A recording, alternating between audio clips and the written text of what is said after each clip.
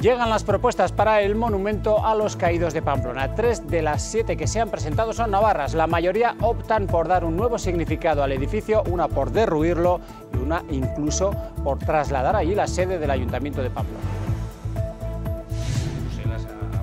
Navarra cierra 2018 con un superávit de 116 millones, con una deuda que coloca por debajo del límite fijado por la Ley de Estabilidad Presupuestaria. El Gobierno de Barcos atribuye el superávit a una mayor recaudación. Reflejan una gestión presupuestaria que da unas cuentas saneadas desde el punto de vista de la estabilidad presupuestaria que no choca con una gestión presupuestaria expansiva en el área del gasto.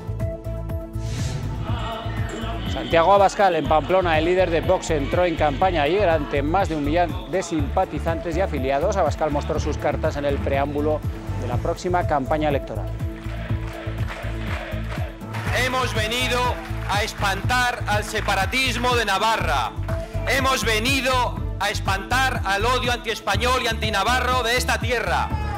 Hemos venido a hacer lo que otros no se han atrevido a hacer durante décadas. Y el Complejo Hospitalario de Navarra albergará una nueva unidad de hospitalización de salud mental. Es una de las propuestas que contempla el tercer plan de salud mental para los próximos 4 años. Incorporar un modelo de hospitalización más flexible, adaptado a las necesidades de las personas usuarias, lo que hace necesario la dotación de una nueva infraestructura que contribuya y favorezca a una atención más humana e individualizada.